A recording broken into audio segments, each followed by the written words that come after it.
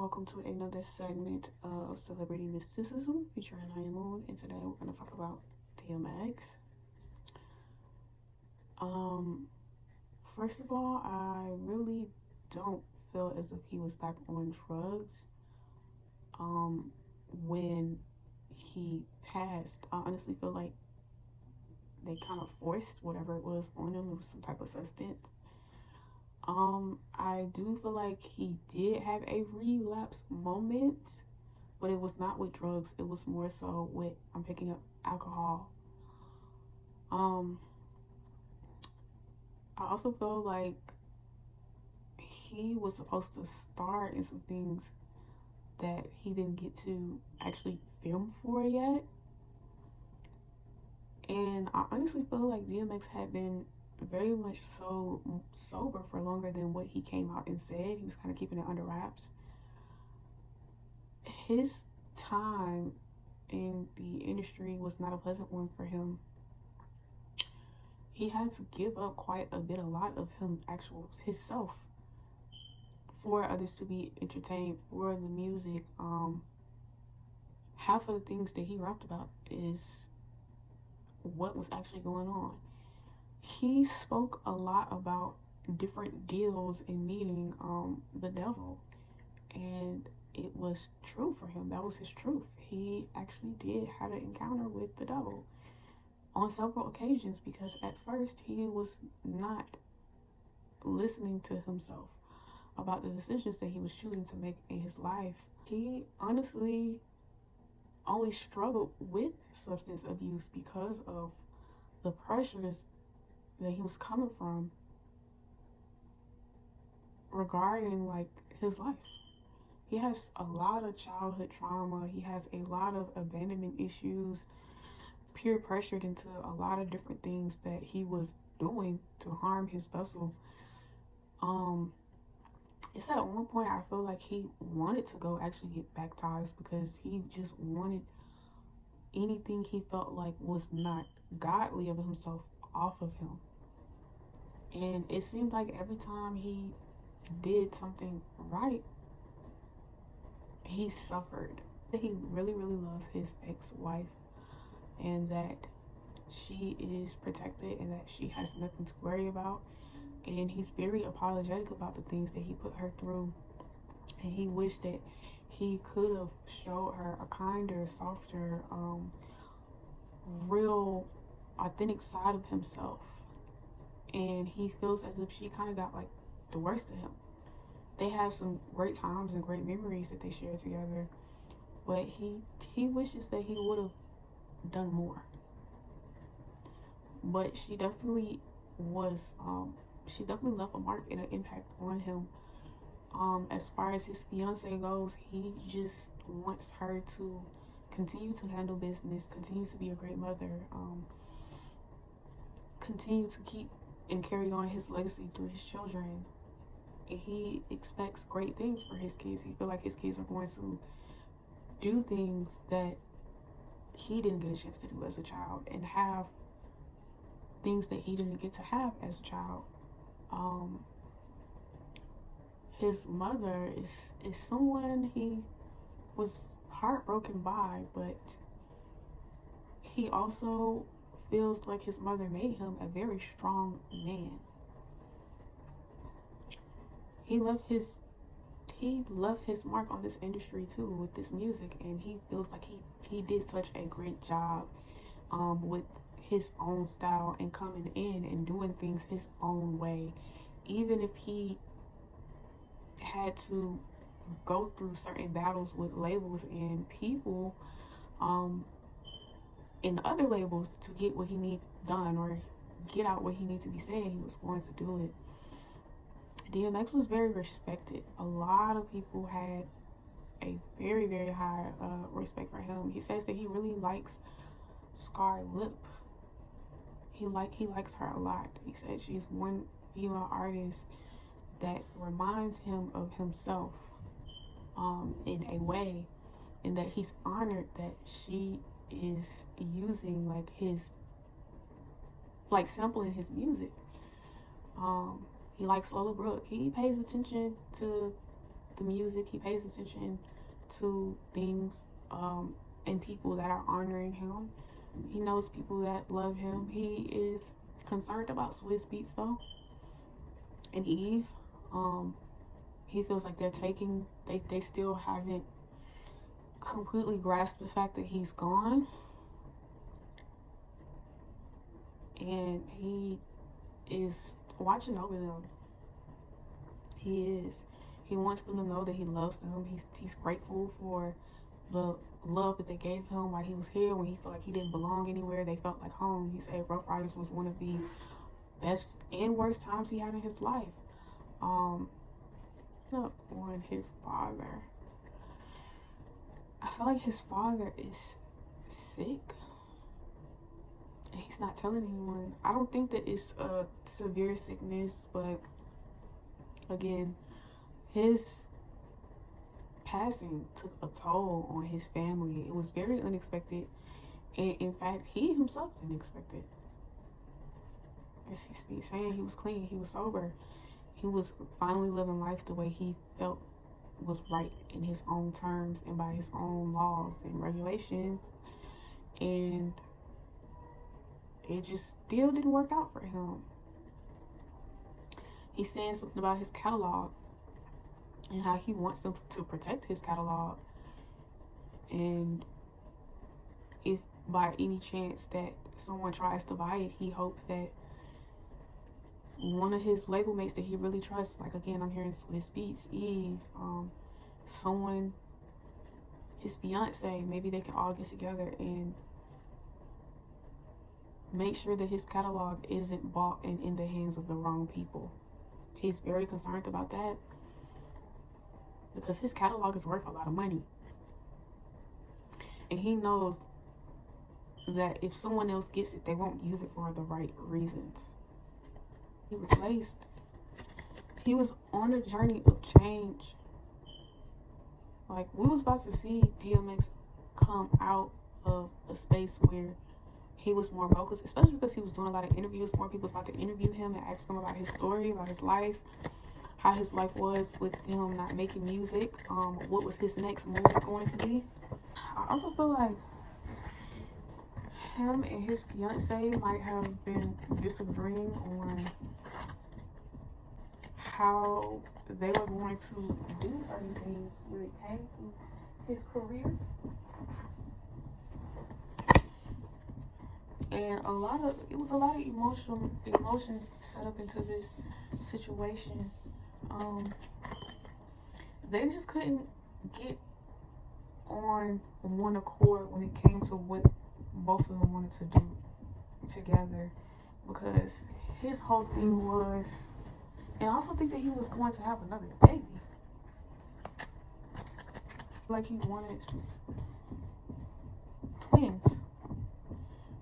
I'm also feeling like he was celebrating his milestone of sobriety because it took him such a long time to have a clear mind, a clear atmosphere, and his judgment wasn't cloudy. So he had a lot of different things in store and to look forward to. Though he was not ready to go, he'd rather it be him than anyone else. He felt like he conquered a lot of things and lived his life the way that he was ordained to while he was here. I also feel like he had a lot of sleepless nights and he had a hard time figuring out how he was going to get sober, how he was going to fight his demons. I feel like his past haunted him a lot and he just couldn't. He was used to being fucked up so bad that he could not fully grasp the concept of him not having to be who he was, be that old version of himself anymore. And it was like a power struggle. And he would turn to God a lot for answers and feel like he was being ignored and he was not being answered. That's why he prayed so much. The reason why DMX prayed so much is because he felt only himself when he did so. Only himself when he walked in God's natures. say nature, in God's footsteps and follow God's paths that he felt was being presented for him, but only in those moments where he was doing things that he felt was holy and of God. See, his sins fucked him up because he thought that he was not a very good person and that he was destroying the community and that he wasn't at first standing up and being a real man and a role model for children and his peers and even himself. I feel like at one point he forgot to show up for himself. He was so focused on making it that he forgot the happiness and to put himself first. I also feel like that movie that we see him in, like Romeo Must Die and Belly, he has to get a lot of therapy after those roles because it was taking a toll on him mentally. He felt like he played those roles so well that people kind of forgot that he was just DMX and that he was actually Tommy and I can't remember his name from Romeo Must Die. People started to look at him to be those characters and forget that he was Earl. Also, in those movies, he learned a lot about his range as a person because I don't feel like at first he was thinking about acting. He was afraid to fail. And him being so afraid to fail is what pushed him to be great and to kill those roles and to put out some of the music that a lot of his fans and people love today. He said he felt like he was being used for the right reasons and that just like he switched and changed his life around, anyone can, especially coming from where he came from. He says he has a lot of love for Nas and that Nas really did help him in that role. He said that they became like brothers, family. And he's saying shout out to Nas. He fuck with Nas. He said he's a real dude, he's a real stand up guy. He taught him a lot. They were having conversations about life during that between scenes and things with Belly. And they were building chemistry just from bouncing ideas off of each other.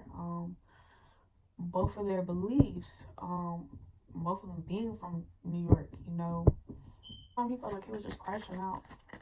And he could not see the light that was being shown to him through every situation that he's been through. He said that if someone would have told him that he was gonna go to jail that many times for the shit that he was doing because he was just trying to survive, he wouldn't have done those things.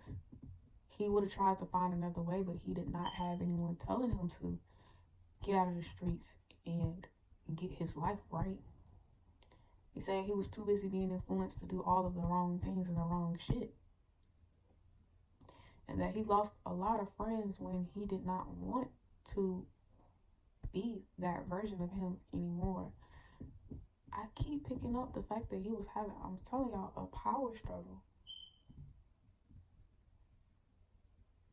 All of the things that he'd been through in his life, he really could not shake some of the demons that he had. And some of the shit that he had to do just to get to where he was at, it caused him a lot of pain. Sometimes self-inflicted pain. And at one point, he kept feeling like he was gonna die at an early age, and he felt blessed that he made it out of his 20s. That really gave him hope as a person and kept like faith. within, like that spark of faith within him. He's seen a lot of crazy shit while he was alive, and it's imperative that people have support systems and that people have someone to love them and to tell them from right and wrong. Because since he was scarred as a child, he didn't understand what it was like to have real people in his life until it was too late. Until he could not fix certain things anymore. Like shit wasn't easy fix anymore. It's like he had to deal with the consequences of his actions. You reap what you sow. And he was a firm believer in that. Also said Charlemagne the God asked him some very interesting questions, and that he liked at the Breakfast Club. People may not like them for the things they say or they do, but he said journalism really helped his career too. His style was unique. He was a little wild, but he meant well. He said a lot of women got him in trouble with his wife, his ex-wife. He said they did. But he said he also takes accountability for his own actions for dealing with those women when he know he had a good wife. He isn't saying anything bad about her. He feels like she supported him the best way that she could and knew how during his time here. And actually, I feel like she loves DMX a lot. Her spirit is calm, and she still feels his presence there with her. So her process of grieving is different from everyone else's because she knows that he's there. She feels him. She feels his presence near her, especially the times where she's having bad moments. She might not be having a great day, and she can just feel him there. And even sometimes I feel like she can hear his voice. I feel like that woman is very intuitive. His ex-wife. She knows her stuff. She knows a lot of things, and she's just trying to keep the peace and remain at peace. And I feel like we will be seeing content of all of his children being together. I also feel like Paige Hurd is someone that really valued him and made him feel as if he had done something right in his life. That's his goddaughter I'm picking up. And she goes and checks on his children. She's around his children. She's around his family. He's very proud of her, and he says that she's killing things in her role in power. He's very happy for her, and that he stands with her, he stands for her, and he's not going to let nothing happen to her. He just wants her to be careful with some of the things that she does and some of the people that she chooses to be around. Even though he says she's not really around like bad people necessarily, but just be careful, especially with, I feel like she be on, sometimes she goes to like parties or like she's at events, and he just don't want her to get wrapped up in the wrong things. He's got a very strong spirit. I'm also getting the fact that he went to rehab a couple times until he got it right. He was a very determined person, and he was not going to give up until he reached his goal. That's why he was so successful when he was. I also feel like DMX has wrote for somebody before, musically, or he been in studio sessions with people and he was helping people. Again, the fact that he wanted to do a song with like Lil Wayne. He liked Lil Wayne music. Like, he wanted to do something with Wayne. He took a step back because he realized that his awakening, he didn't want to be a puppet anymore. He didn't want to be used for his talents to destroy his community. He didn't want to put out the wrong messages, and he wanted to fight for what was right. But he was wrapped up in contracts and shit, and he could not say but so much, you know. I also feel like he had to go to therapy a lot to figure himself out and get the root of his issues, he went through a lot of shit. He's seen a lot of shit in the streets that he just got numb to. And he didn't feel like that shit was normal for a person at his age should have experienced or been exposed to it. It was. The battle that he had was himself. Conquering himself and overcoming what he would deem as flesh. And once he conquered his flesh, he knew that he wasn't gonna last because his eyes were open. And he tried to run from conquering his flesh at first because he was not ready to face the truth about what was going on in his life, what he had gotten himself into. Just being an artist and feeling controlled. Sometimes he felt like he was bashed for simply speaking his mind or for telling the truth. I feel like at some point they did their best at making him seem like he was just some quote unquote stupid junkie, and he wasn't. He is intelligent. He's a very kind spirited person. He has a very big heart, but they wanted to demonize him. Like every time he turned the corner, he had to give a piece of himself up. Actually acted better because he felt a little bit more free. He liked that music because I'm hearing him being policed, restricted, restrained, as if he could only do but one thing.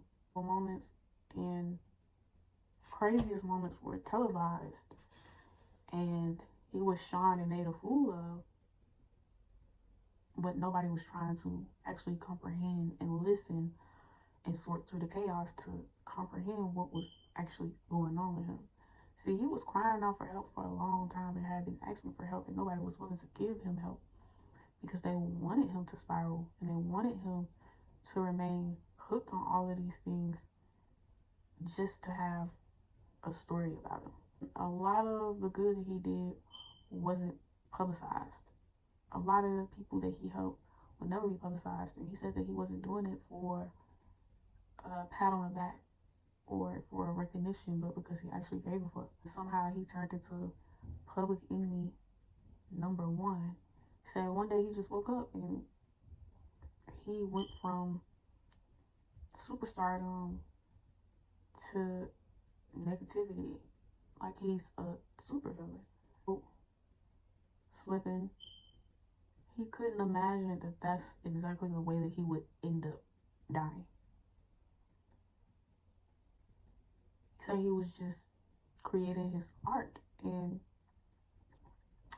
he's saying that sometimes when you're doing things, you gotta be mindful about the messages that you put out into the universe and to God, because it can turn into reality.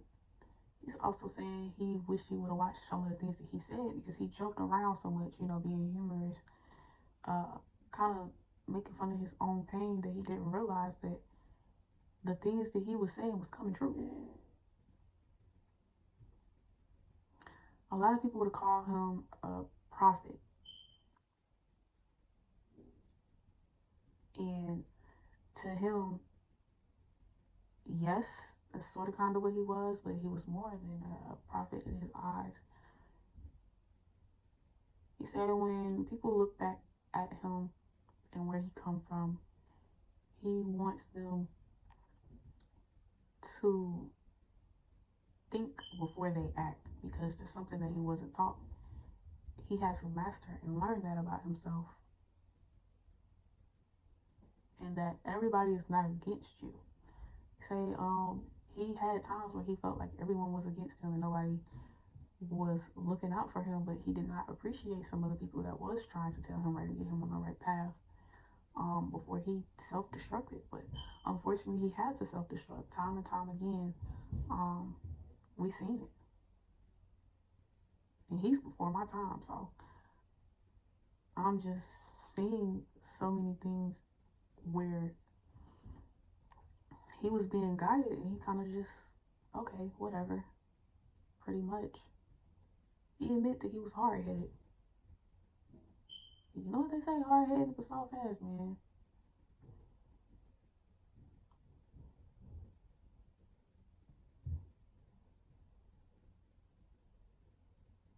But I do feel like there is some type of conflict that is brewing that may hit the blogs about him.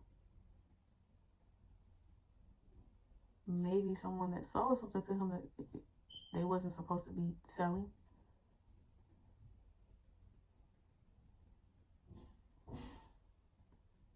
And he also says that they tried to create wars that aren't even real to the public to make them panic.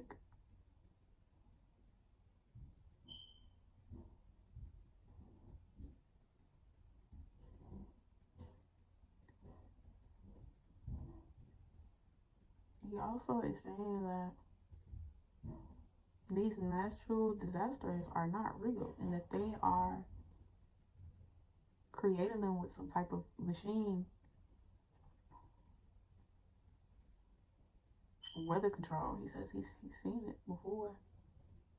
He's also talking about shape shifting and that he has encountered people. And again, I'm hearing something about the devil and several bodies that has tempted him to do things that he didn't even know why he was doing it. Consciously, he didn't know why he was doing it. Something about mind control. They tried to take him or his body to some type of lab. Was refusing to go to rehab at first. They like threatened to take him somewhere, keep him out of public eye because they felt like he was doing too much and saying too much. One song he has, I can't think of the name of it, where it's like the cat, the rat, the mice, something else. He said that's based on a very true event that happened in his life where he was sitting down discussing his career with someone and they kept asking him, did he want to further it? And was he sure? And it was giving him a layout of what he would have to do. Everyone has vices, and I feel like his vices just made him have a lot of out of body experiences because it was laced. It wasn't a regular shit, it was laced. All that shit was laced. That's how he got hooked on that shit. He was laced. They was lacing him bit by bit. I feel like after every show for a point in time, he didn't even realize he was still high. And that's what was making him emotional because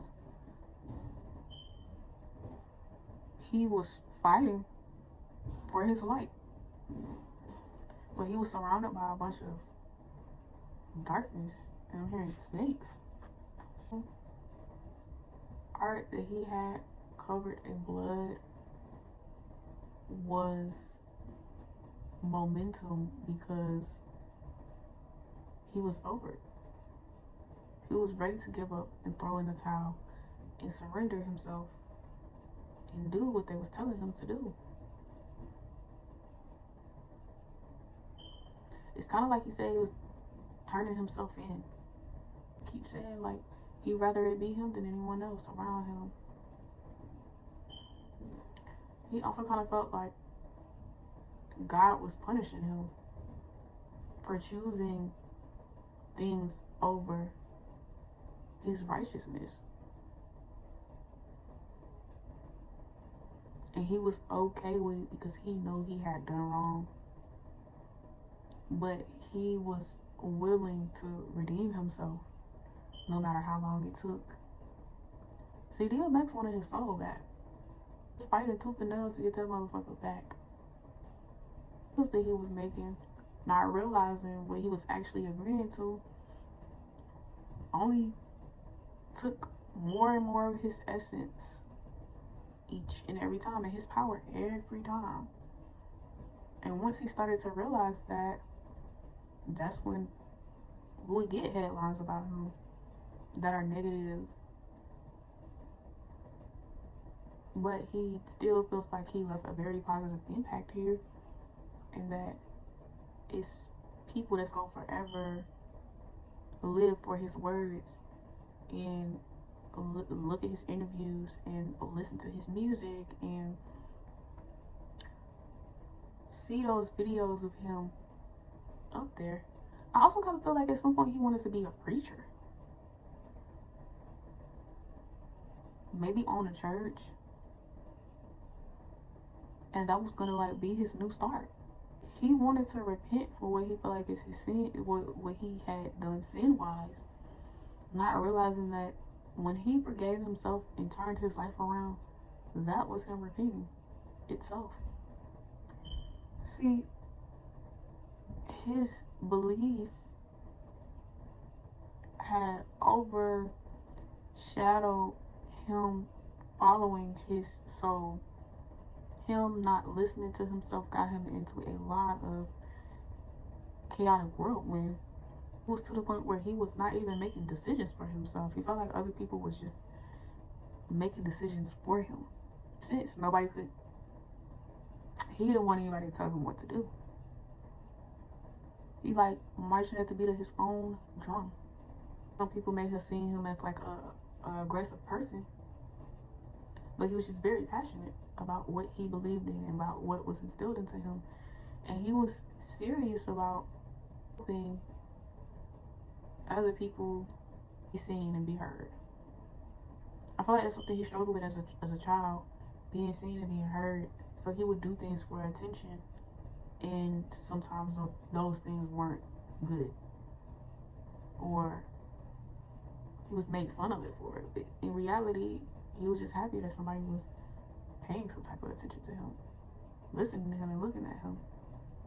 And I felt like that was the same thing that he went through in his time doing music.